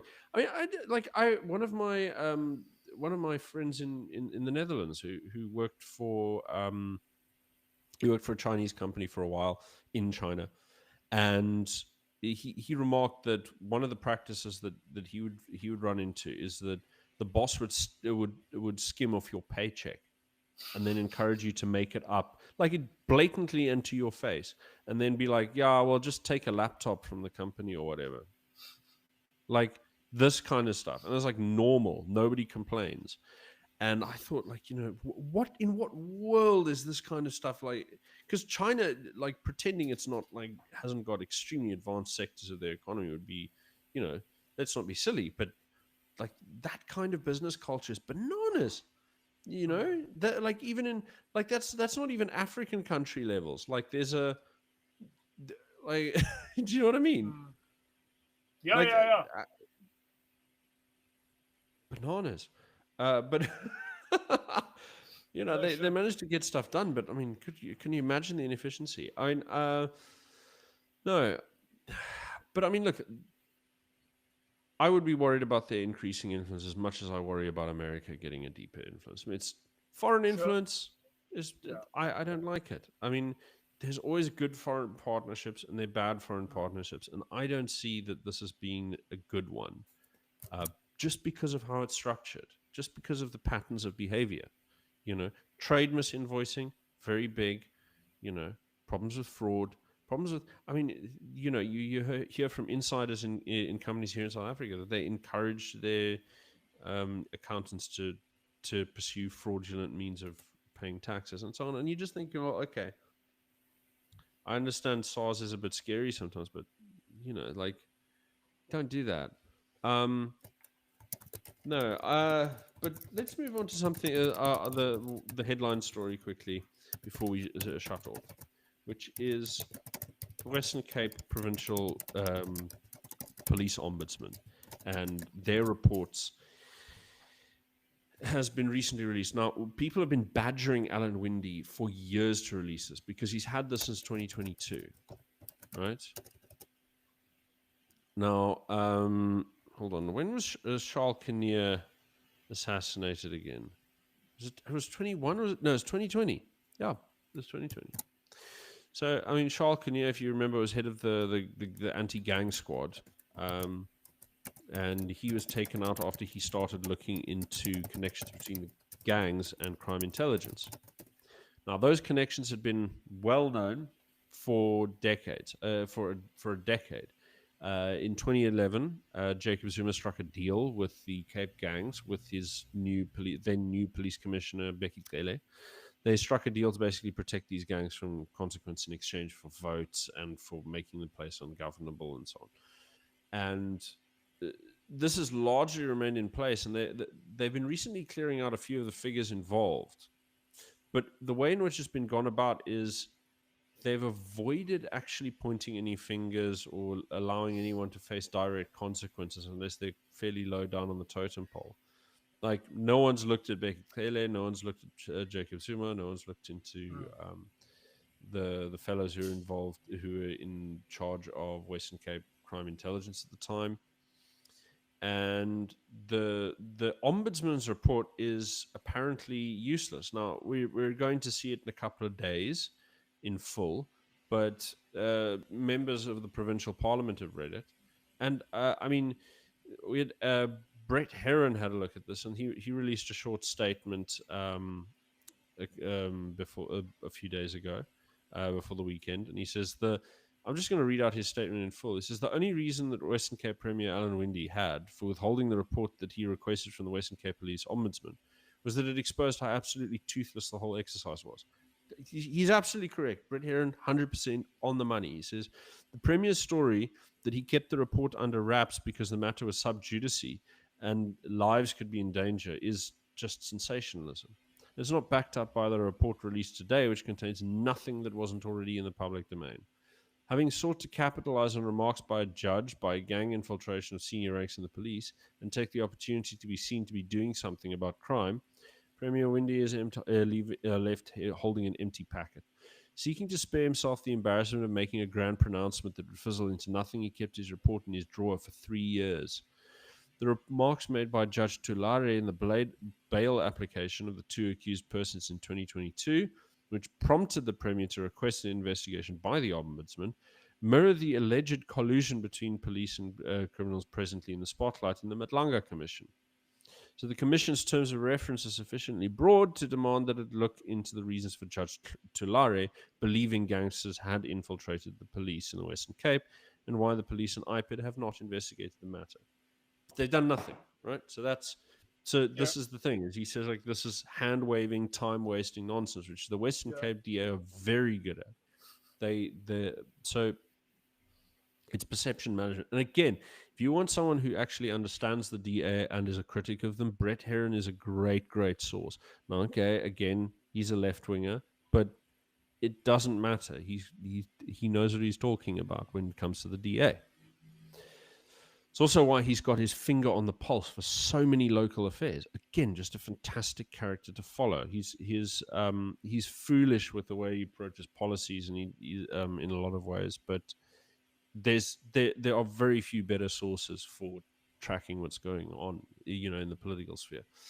But now, the DA released their own little statement, and you got to see who they're blaming this on. So, again, I'm just going to read the statement. So, the DA in the Western Cape welcomes efforts to address allegations of corruption within the provincial SAPS. The steps taken by the provincial government to ensure integrity within SAPS are a matter of public record. Okay, well, that's again saying nothing. Refusal by SAPS to... Now, here's an interesting point. Refusal by SAPS to accept funding for the implementation of lifestyle audits is, to put it mildly, deeply concerning. So basically what they said is, we need you to run lifestyle audits, and here we can even pay for them so that your department doesn't have to be short of budget or whatever. But they didn't want to do it. So SAPS has shown no urgency or willingness to cooperate with these basic integrity checks. Okay, so there's nothing else. But you got to remember, so what is the police ombudsman? So this is a weird little structure that was made, I think in 2010. It was made part of the government in the Western Cape. It doesn't exist elsewhere. But it doesn't have any powers. So it's basically a guy who's there to like report on what SAPS is doing on behalf of the provincial government, but they can't investigate crimes and they can't subpoena anyone. They can't do anything. Now, what would be a good use of this is the Premier actually has special commission powers. So they can set up a special commission of their own, and that commission will have investigative powers. Now, what Alan Winde should have done is used that authority to empower the police ombudsman for this specific purpose. But he didn't do that. I cannot figure out why. So why doesn't he use these powers that are afforded to him by the Constitution to drill holes into the SAPS hierarchy? It's a good question. Now, okay, then what's happening over here after they've pointed out that nothing's gone on? They boast about, okay, LEAP program has led to more than 40,000 arrests and 800 legal firearms and so on. We've got, canine units in the municipalities and so on. But they're not trying to take powers back. They're not trying to exercise existing powers. And this is demonstrating to me that they're accepting the fact that... And now... there were opportunities also in Parliament, which is mildly disappointing. There's opportunities for the DA representatives to bring this up when Becky Cele was being interviewed in the ad hoc committee. Why didn't they bring up the 2011 Zuma deal with the gangs? These are big questions. What are they doing? Answer: nothing. Now they talk about, oh, we want devolution or whatever, but all they're doing is politely asking the ANC to give them a little bit more cooperation. But what they've done is they've actually placed, since they got into the national coalition government, they actually placed the Metropolitan Police under the direct supervision of SAPS, so that SAPS can control what Metro Police do. So, like, what they've done is they've actually centralized control even more. Now, what they could have done, again, passing the People's Bill, the Western Cape People's Bill, would have given them the authority under treaties the ANC has signed, under provisions of law in the national constitution, to just unilaterally declare their autonomy over these issues. Now, okay, that's a legal gray area, but the strategy I foresee is basically you just basically hand over these powers to your police, and then you test it in a constitutional court. That would be the way to go about it. And you just do this in the various departments. Okay, sorry, we're in charge of rail now. Piss off, Prasa. We're running this railway and that station and so on. Right? Now, would you say that this is? I mean, is it ignorance? Is it incompetence? Is it a willingness? Is it just they are just not serious people? Is it? I think it's a combination, but also, they're kind of house cats. The DA are kind of like a party of house cats. They're not big cats out in the field. They're not lions. They're pussy cats. So what they do, they don't have what it takes to really radically challenge any political system or political formation, right?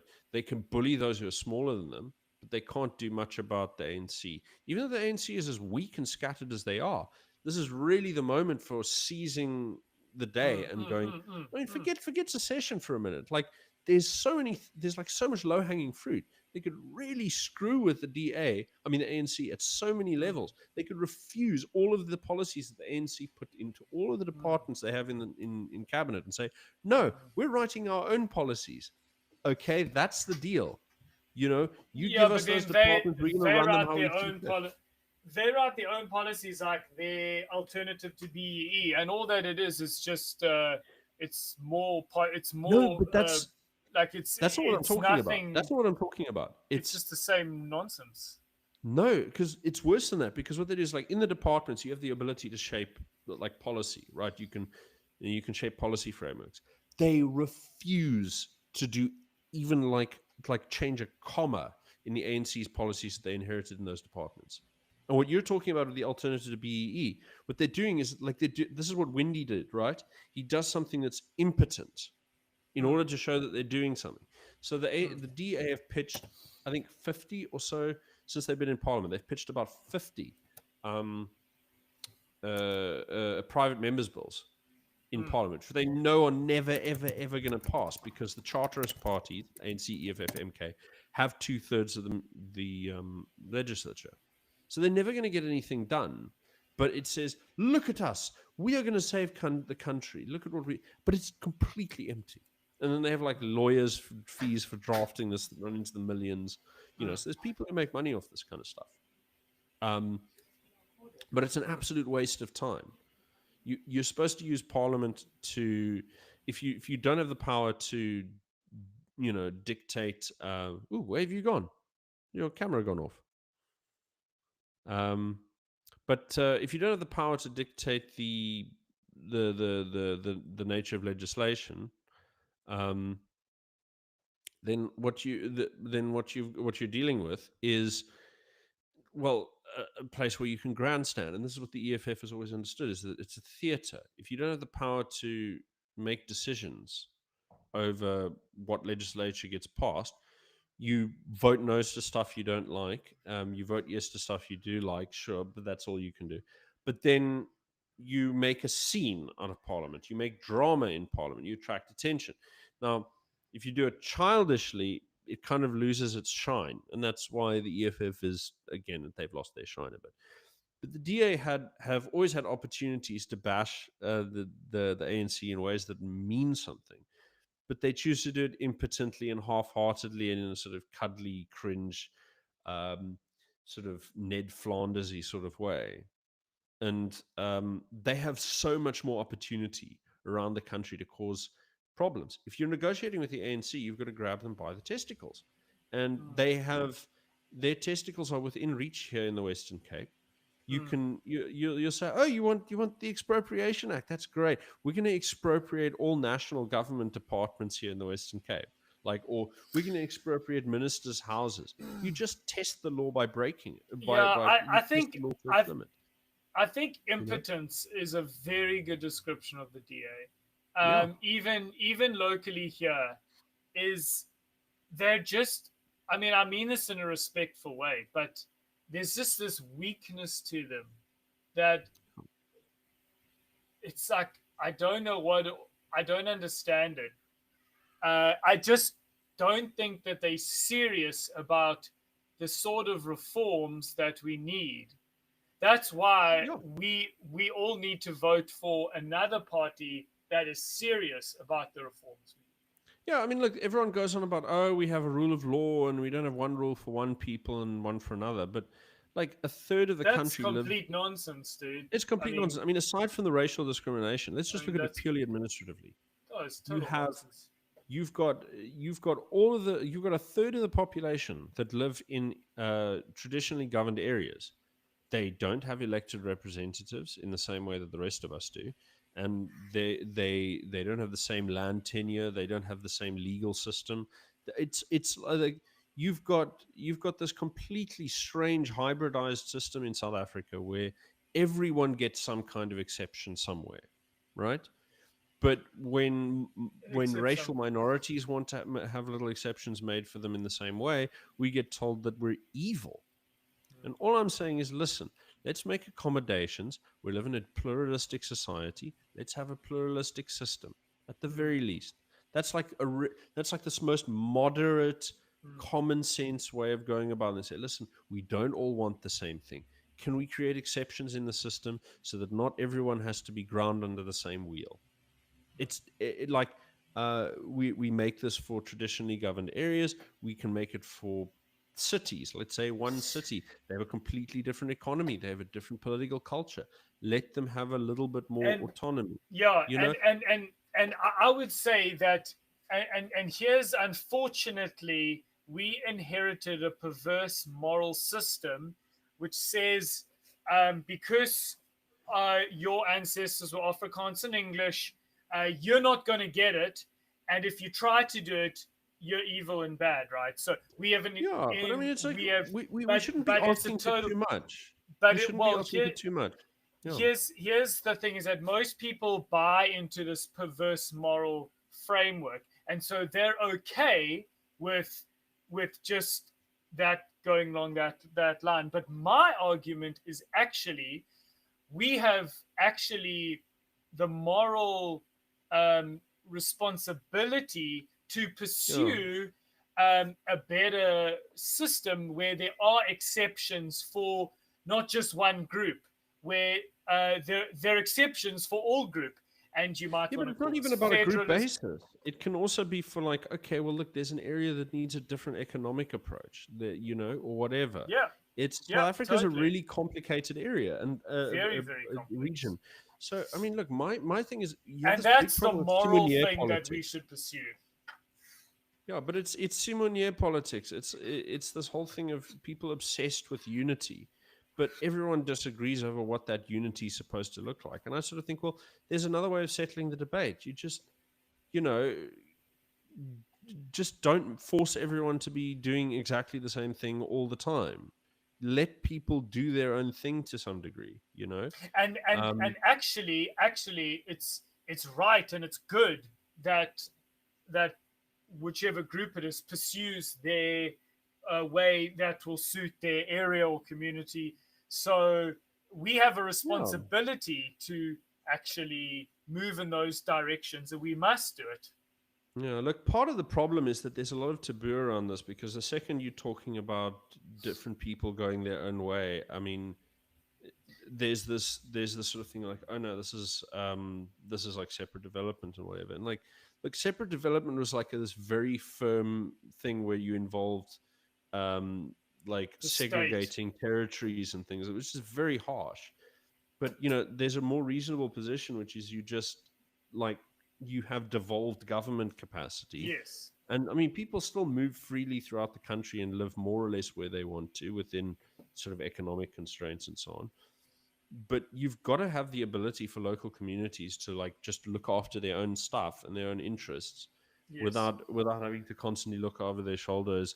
Is something coming Yes. down the pike that's going to just wipe out our local economy overnight? And Like I mean, like looking at expropriation of Amazon land. and Walmart. I mean, I'm looking at Amazon and Walmart and Temu and Shine and Alibaba and all of these like really scary giant companies that can run at a loss and just liquidate competition and buy you up. Very anti-competitive practices. Um, like this is not in our interest. So yeah, I don't I don't like it at all. And I mean, like the national government saying, okay, this is how we're going to manage squatter camps, and then everyone's got to deal with the downfall, like Yeah. the fallout of this. Like the thing is, the constitution makes like housing a dual provision, so provinces can form their own policies and laws. The DA doesn't even do this. They don't even do that. It's mental. So we need to vote for another party, Rob. We people need to go out next year and vote for a party that will actually Well, do you've got stuff. four here. You've got four here. I mean, look, as much as I like Brett Herron's contributions, their policies are, too bleeding heart lefty stuff. So he's not going to fix any of these problems. So, look, if you don't like what the DA is doing, you've got ACDP, Referendum Party, Cape Independence Party, and Freedom Freedom Front. Front Plus. And I mean, look, the Freedom Front at the moment, so the two parties that have actually reacted to the land invasion stories that we've been running have been the Referendum Party and the Freedom Front. So the Referendum Party went and ran a poll. They're living up to their name.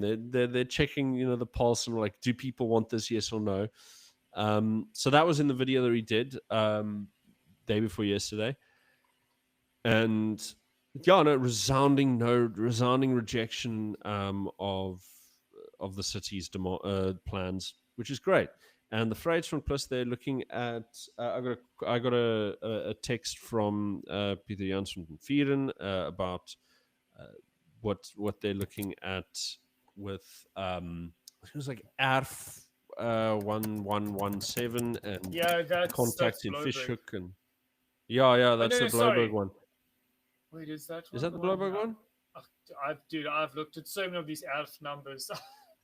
Yeah. I know how you feel. I mean, but so they've gotten in contact with us, and there's stuff to follow up on, and they're getting involved already. That's cool. So for my money, it's just like whoever jumps to do something to look after your interests, like go with that guy. Go with that guy. Yeah. Like for me, look, the Fridays from Plus in my local area, they've been very good. They've been excellent. They've been carrying the weight. They've been doing literally all of the council work here in Drakenstein while the DA picks their noses.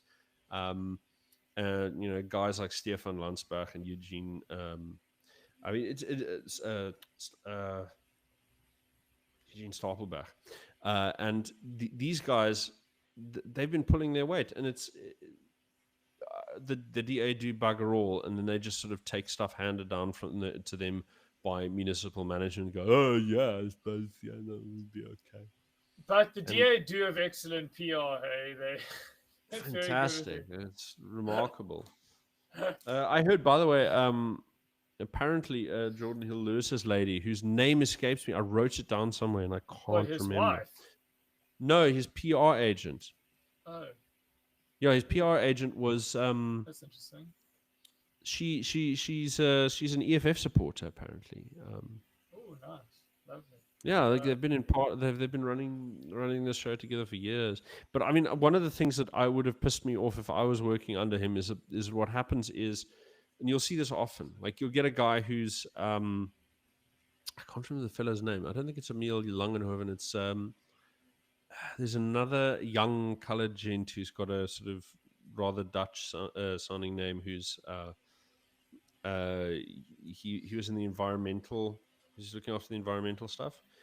And he did a lot of good work with the wetlands and whatever. And there's like just sort of using this as a typical example. What'll happen is you'll have some department where they've got someone who's reasonably talented and done a lot of hard work and come and done something. And then the press release that they get done and the article that they get printed on News 24, it's like, don't mention any of the underlings. It's just Jordan. And Jordan's standing there with his thumbs up, like, yeah, bro, we sorted this.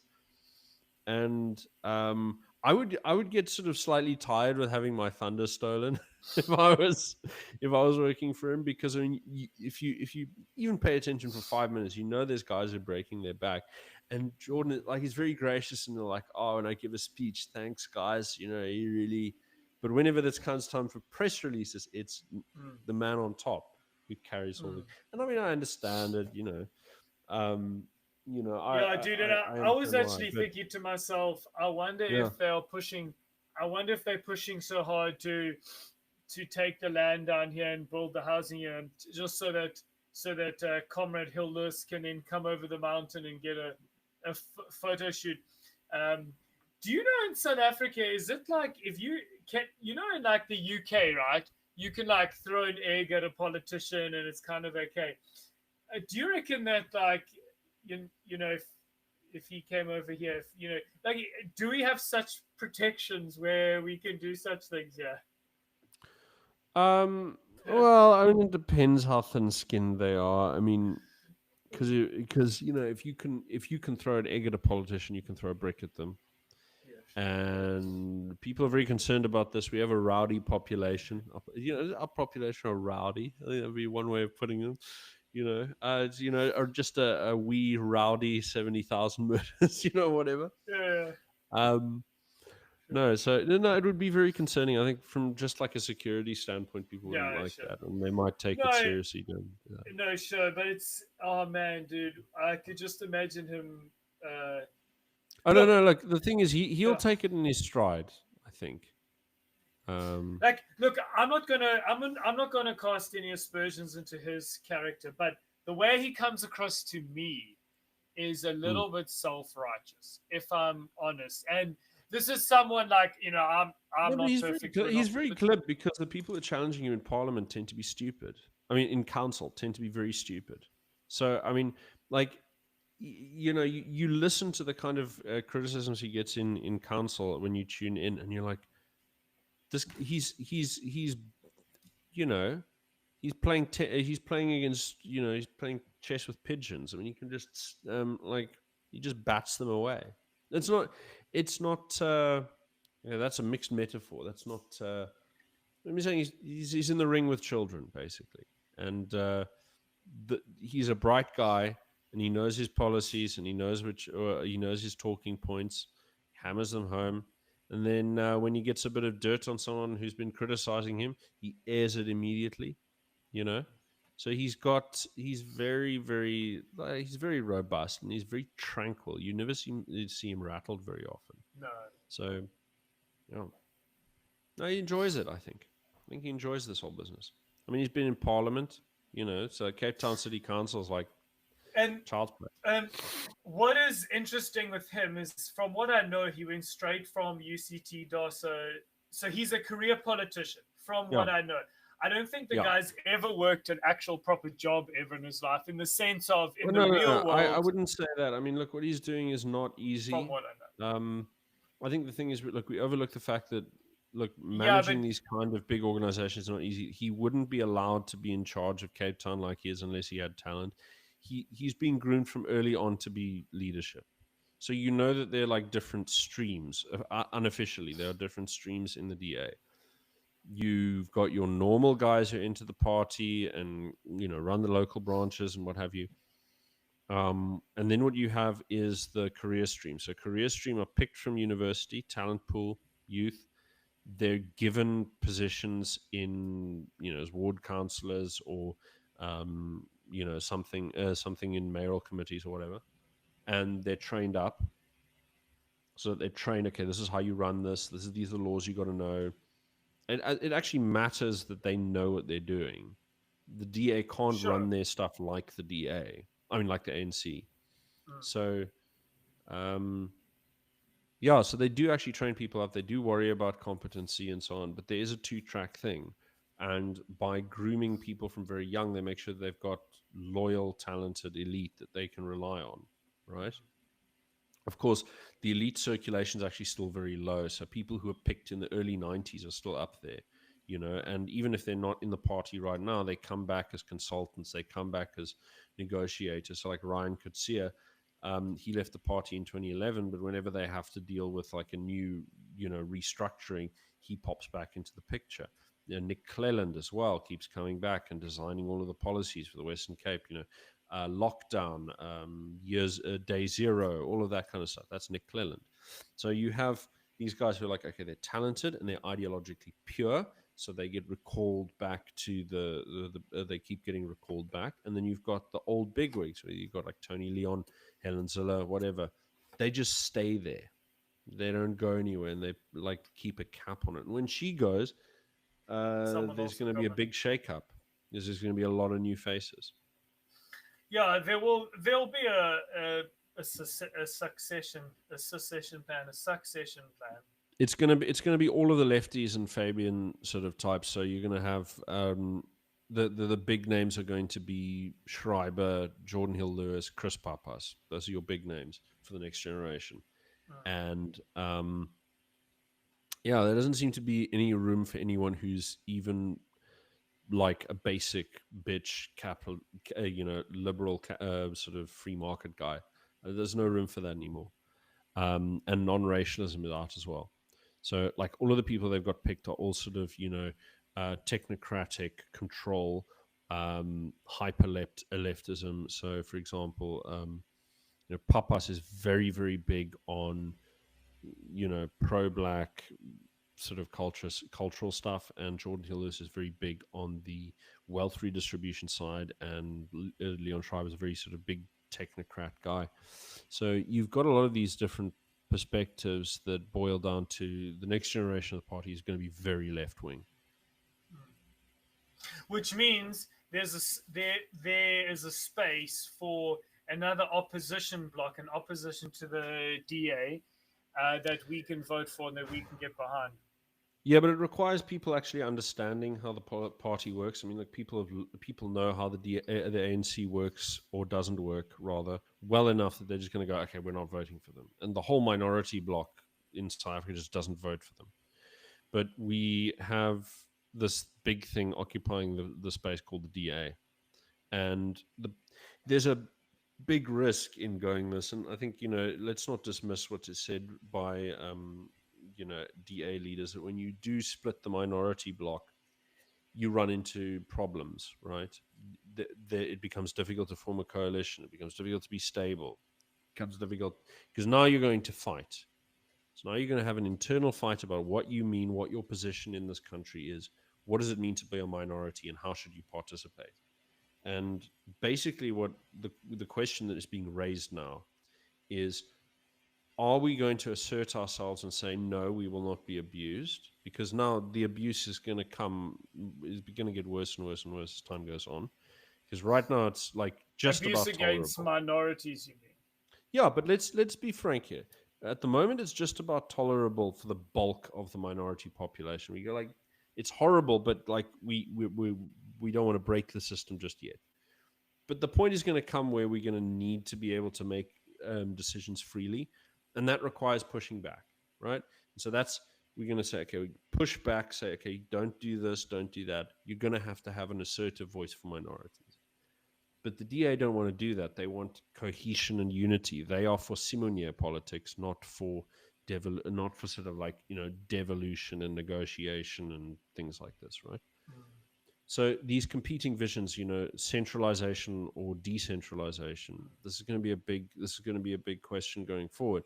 And to realign and move away from Simonier politics is going to be really hard. It's going to be really hard, and it's going to be confusing, and it's going to be destabilizing. But on the plus side, the black nationalists are also falling apart. They're also having internal factional battles.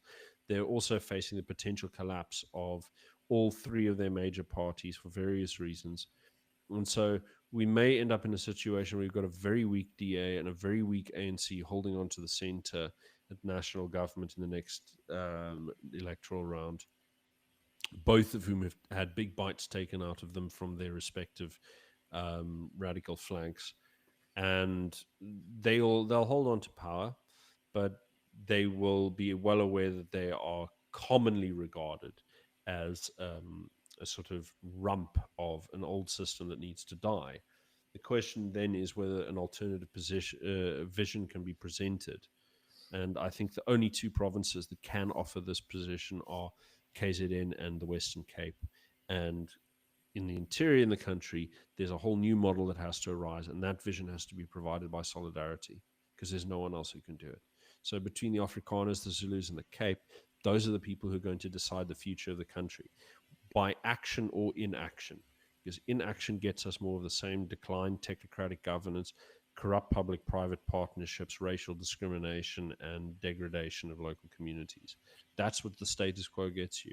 New dispensation that offers itself to us now, if we're willing to grasp it, is one in which you get devolved local communities in the interior, increased self-governance and self-beskikking, and then the Zulu community and the Cape community push for greater local autonomy, if not secession, in the case of greater crisis. And so those two visions are really what is being decided now. And the problem is that they haven't coalesced yet. And to coalesce, they require people to actually start making the decision mentally to pull away from the center of South Africa and treat it as not a real country, but as a colonial act of convenience that has forced us into ugly circumstances that we now have to deal with.